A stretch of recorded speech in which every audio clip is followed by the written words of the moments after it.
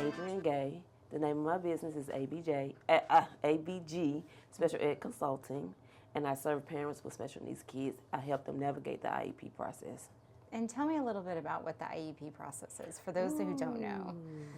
It's a whole process. First, you have to qualify for it. So to qualify for it, you have to have a staff, of course, the parent, the teacher, the psychologist, and OT and other related services, individuals, if that's required, to test your child to see if he or she qualifies for the IEP. And what does IEP stand for those who don't know? Individual Education Plan. Okay, great.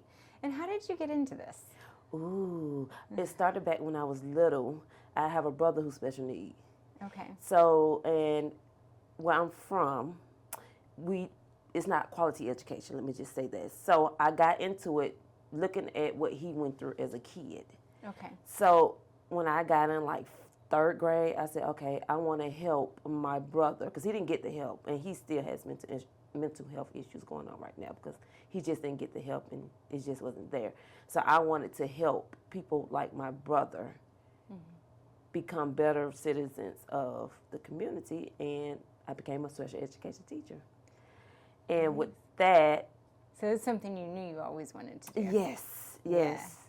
I deviated from it, went in corporate, just didn't feel right. So I was like, then I eventually went back to special education. I've been there for 16 years, and that's how I got into it. And that's how you got into it. That's how I got into it. So describe a little bit of how you're helping these parents with the process, because I know I just went through this with my daughter, and it was kind of overwhelming.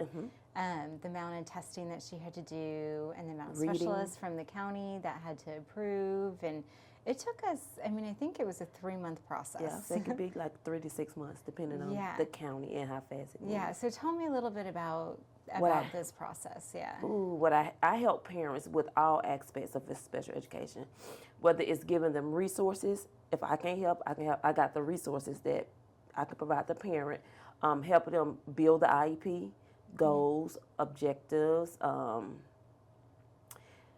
Do you help actually get certain students identified for an IEP? Because I feel like that kind of falls through the cracks a bit too. Like some kids that probably need an IEP that aren't getting identified through their teachers. That's difficult, because if I think or a teacher thinks that your child needs an IEP, the parent has to consent. So if the parent doesn't consent, then that's a difficult spot, because I can't just nominate your kid for an IEP or for special education services. Right. So it just depends on the parent. So if a parent comes to me and say, hey, I have my kid, I know something is wrong, I just can't figure it out, then I'll start, that's the beginning of the process. Then I'll write the letter to the school to get the test and request tests that is needed for that particular child to get the IEP or special education services. And is that a hard process? It's not. All you have to do is write a letter. Yeah. It's a letter to the school, the principal, or even just the special ed lead teacher. The lead teacher is the person that's over the teacher that's in the class. Okay. So it's somebody that they don't teach, but they're over the special ed teachers. Correct, yes. Yeah. And once you're able to get that process started, then what happens? The student goes in for testing? They go in for testing. It's time frames to it. You submit a letter to the school, hey, my child needs special ed services, or I think he or she may qualify for special ed services. After that, they have 10 days to say, okay, this is what we're going to do, and these are the services that we're going to provide, whether they need a psych, whether you feel like your child needs OT, occupational therapy, assisted technology. It just depends on the child, and every testing is different. Right. But the psychological evaluation is the number one that every child has to go through. Yeah. And do you do this for one county, or do you work with several different counties in the area? Well, I do it all around. I've done it for parents in New York, South Carolina, Marion, South Carolina, Georgia, Atlanta, Georgia, and DeKalb County, Georgia. But it's just because idea is idea. The law is the law. Right. And, school systems may have, certain things that guidelines that you may have to go by. But for the most part, IDEA is the law. Yeah. It's the law. What challenges are you seeing in getting some of these IEPs approved? The school. The school doesn't want to or can't provide the resources that is required for that particular student to have. So it's difficult if a child already has an IEP, getting the school to provide the services. Right. And for me, the most cases that I've seen, parents come to me, they already have IEP, the school is not doing this. Right. They refuse to do this. So if the school is not doing it and they're refusing to do it, that leaves no other way than go to due process.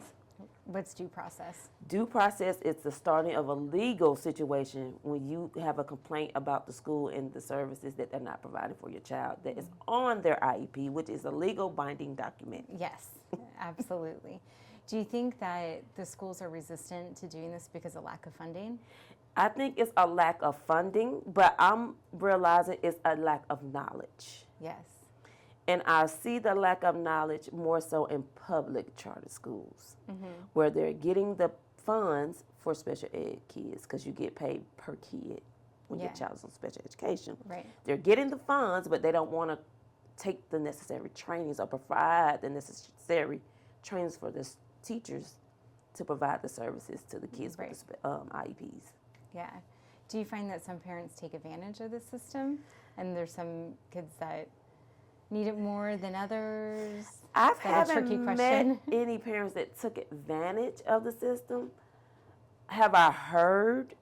I've heard a couple where they misuse it and just try to get things that's just overly just like, your kid really do not need that, but you're going to try to get it because by law the school has to provide it. Correct. But then you have parents that just don't know what the school is supposed to do. Yeah. So it's more so of parents not knowing than parents that do know. How do you educate those parents on what the services are that are offered and accessible to them? I provide them with the law, for one, free appropriate education, an idea, and that's it. I mean, the law is the law. The law is the law. The law is the law. Yeah.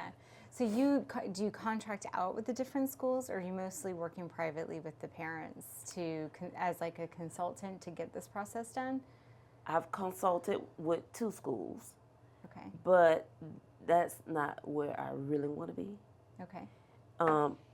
But I'm gearing more towards parents, and that's why I started my nonprofit to help parents that just don't know. Yeah, because it's an overwhelming process. It's an overwhelming process, and it can be very intimidating. Yes, and if you don't know. Yes, and especially if English is not your first language, too. Yes. Yes. That's a hard thing to navigate and understand, right? Yeah. Right. Do you have a favorite story that was super rewarding to you, that you were like, oh, this kid that you were able to help, and now they're graduated and off to college? Oh, I haven't had that experience yet, but I did have an experience where a parent came to me. I dealt with her back in October of last year, something simple.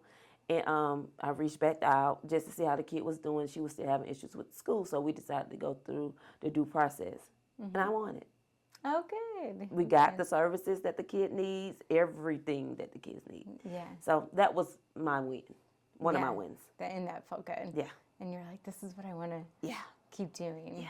Yeah. What do you find most rewarding about it? Helping people. I just like helping people and teaching people. Yes. Because you don't know what you don't know. Right. And I like for people to know. Yeah. Knowledge is power. Right. Knowledge is power. And I want my parents to not need me as well, too. So I want them to be able to advocate for themselves and their kids. So I provide that knowledge where they can go into a meeting and say, I got this. Right. I got this. Yeah. Versus, oh my God, what is going on? All these people are here. Who is that? Who is that? Oh my God. But no, the meetings are just about your kid. You know your kid better than anybody knows your kid. Right. So who's the better advocate? I mean, I can help you advocate. Yeah. But who's the best advocate? You know your kid better than I do. Yeah. or anybody. So you're your best advocate. Yeah, advocating for your children is so important. But I know how overwhelming those meetings can be because I've been in them. And you're sitting there, and I think I cried like halfway through the first one because I was like, I'm failing as a parent. Not failing. How do you help parents through that kind of emotional process too? Because it is emotional. It right? is emotional, and I had a parent that cried every meeting and got irate every meeting. So it's just reassuring. Yeah. And the school do things to make you feel intimidated. Right. And if you don't know, it's very intimidating. It is. It's very intimidating. But if you know, it's like, okay, cool, it's easy breezy. But for the parent, it's like, no, help me. Like, and she cried. She literally cried. We had to stop the meeting where she just cried that bad. But it's just empowering the parent. Just give them that knowledge. Yeah. And then when you start reading all of the test and all the results from the test, how do you help parents kind of translate some of that? Because it is I was given a packet. You was given a packet. Huge amount of information of psychological testing and educational testing and with bars and graphs. And yes, I'm looking at polka dots. and even some of the teachers, I was like, I feel like you're speaking another language to me. I don't understand. How do you help parents understand what the school is giving back to them? What I do is, because at the end of that psychological report, right, the evaluation, it's a debrief at the end. Yeah. Right? It's a debrief. And that debrief is everything in that report. Right. It's everything in that report, but it's just simpler. Right. It's simpler. So what I do like the Cliff Notes. It's like the Cliff Notes. So what I do is we go through the report, they get overwhelmed. I just said just turn to the back page. Yes. That's everything you need to know. Right there. It's right there. It's right there because you're flipping through these Yeah. and everyone's talking to you at the same time and you're like, what is happening? Right, and the words look like chicken noodle soups on paper. Yes. It does, I know. So it's everything, that report, everything's in the back. It's simple. Yeah. It's very simple because as a teacher for over 16 years, I used to get intimidated by the reports. And then I had the psychologist that did the report. She said, Ms. Gay, go to the back. Yeah. I went to the back. She said, that's all you need to know. That's all you need to know. That sums up all the tests, all the information in this report. Here it is right there. I wish someone told me that at the beginning of the meeting. Right. Right. She said, it's right here. It's right here. Everything you need to know is in the back of that report. Yeah. It sums it up. It's like a you know the books they got for dummies? At the Cliff Notes. It's right. Right. And I said, oh my God, this is like a tool for dummies. Because I didn't know. So I was very dumb in that part. Well, if you're not in that world, and, Right. and these people are doing it every single day, all day, and day in, day out, and this terminology that they use is second nature to them. But some of these parents have never heard this before. Right. But I felt dumb reading that 27-page report. Right. And I was like, how am I supposed to build, when I first got started, how am I supposed to build an IEP on some stuff I don't even understand? Right. And she said, Ms. Gay, go to the back. Yeah. I said, what's in the back? She said, everything you need to know. Everything you need to know. Everything you need to know. Yeah. So I just tell the parents, we go over it. I let them go through the process. And I just say, turn to the back. Yeah. Everything you need to know about every test that they gave your child is in that summary. Yeah. So when you're helping people from all over, it sounds like, are you doing this remotely? Remote. Like, are you getting in on the Zoom calls during the IEP meetings? Yes. Oh, that's nice. It's Zoom. Yep. Yes. How great is that? So you feel like you can be right there in the room. I am right there in the room. Yeah. I put myself in the room. Yeah. I give my input. I stop the meeting when the parent gets overwhelmed, and we take breaks. So I'm there. Yeah. I'm there Right virtually. there. Yes.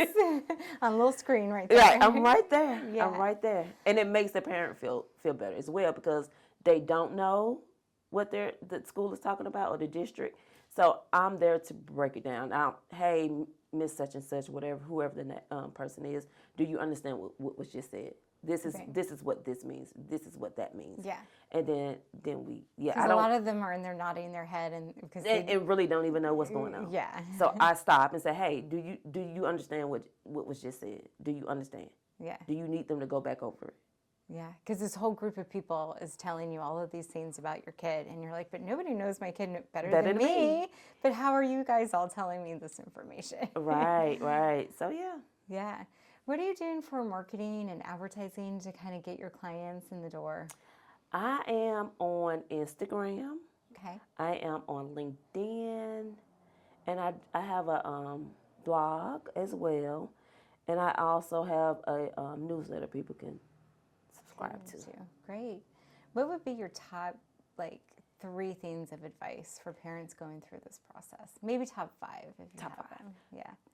Stay calm. Mm-hmm. Read. You know your child better than anybody. So don't let no one else advocate for your child more than you. Right. Even if they say such and such, you know your child. So if you know your child, you know your child. Just stick to it. Be patient, because special education is a patient process. Mm-hmm. And just take it easy on yourself. Be easy on yourself. Easy on yourself. That's a good one. Yeah. You deserve it. Be easy. Is there loopholes or ways around the timeline of this? Of the process? Yeah. It depends on the district. Okay. So I think the timelines are the timelines. I don't think there's a loophole, a way around it, but some school systems move faster than others. Right. So I don't think it's a loophole. I just think it's a process. It's a process. And it depends on how fast or how slow the school system moves. Right. Because we started the process, I think, in December of last year. I think she finally got approved for everything. I think it was late March, April, but I'm like, the school year is almost over. Yeah. So then I felt like it was like crunch time to kind of get her caught up and get her That's the time to prepare for next year. Yeah. Because when you do crunch time, you stress yourself out. Yeah.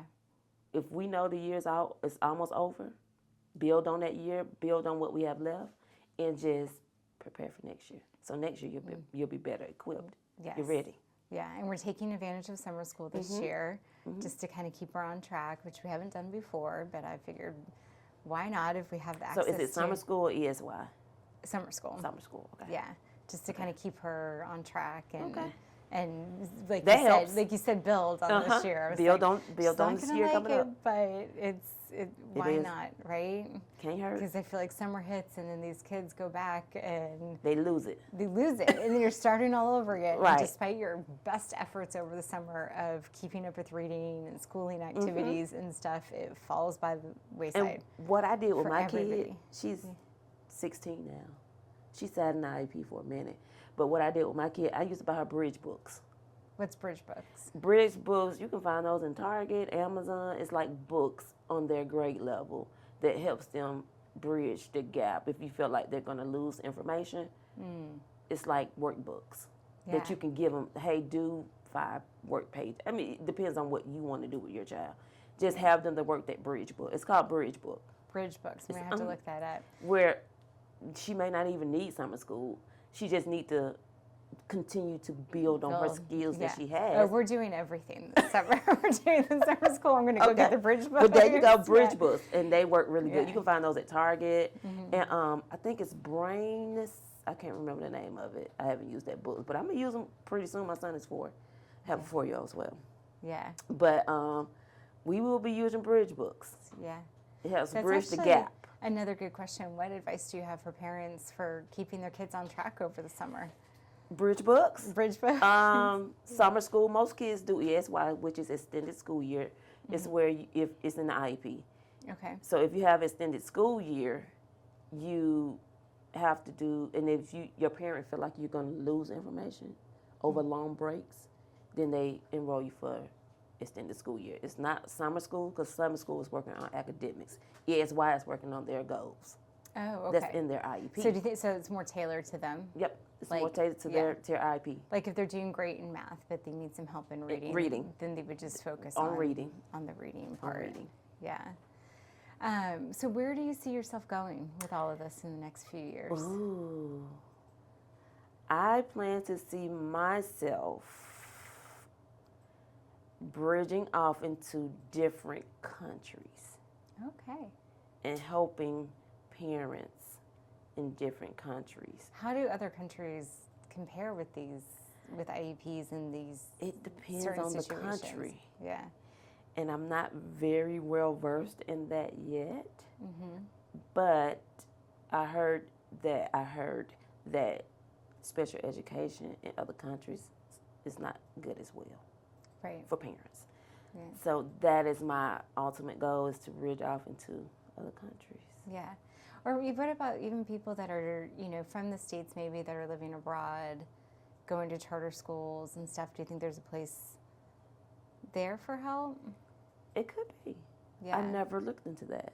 Yeah. So, yeah, that's an option as well. Yeah, that are used to kind of the American school system, and now they're dealing with a whole nother country, language. Yeah. Academic system, educational system, So, yeah. Yeah. What would you say is the top, IEP that you deal with? What do you feel like is the most common? Do you feel like people the disability? Or the most common disability? I guess categories for reading, math. Where do you think a lot of the school systems reading are and math. Reading, math, specifically. Reading and math. Yeah. We have some kids with science, but we know science and math go together. So if you have a deficit in reading and math, you're not going to do too good in science, but for the most part, reading and math. But the highest is reading. Yeah. Yeah. Do you offer any type of printed guidelines or anything for parents that? Oh, yes. I have a digital store. Okay. That I provide digital products to parents for that very reasonable price. But yeah, I do. And how about resources on your website? Are there different? Yes, I have an IEP blog. Okay. And it's called IEPmastery.com. Oh, I like that. IEP Mastery. .com. Because I feel like you do need a master's degree to get through this process. So that has a wealth of information on it as well. Yeah. About the laws and the process, the different types of disability categories, which we know is 13. And so it's just, There's 13 different categories that you can get special ed for. Yeah. How's your brother doing today? Oh, he's a cookie. He's a cookie. That's all I'm going to say. Where is he at? He's at home with my mom. Yeah. He's at home with my mom. He's 34. Is he thriving and doing well? No. Yeah. No. Still needs a lot of help. Yeah. Yeah. Yeah. And how does your mom handle that? I think she just handled it. Yeah. Because that's kind of what inspired you to... Right. She just handled it. And I think after your kid get a certain age, they feel like, there's nothing wrong with me. And so he's there. Yeah, he's there. He's there. He's working through it. He's working through it. And you and your mom are there to support him. And my sister, yep. And your sister, that's great. Yep. Yeah. Well, as we kind of wrap up here, are there any last words of advice you'd like to leave us with, or maybe a mantra that you live your life by?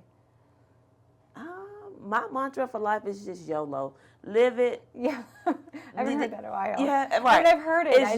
I live it. Tell me what it stands for. What is it? YOLO. You only live once. There it is. There it is. Yeah, you only live once, and live it. Yeah. Live it. Live it. Live it. Yeah.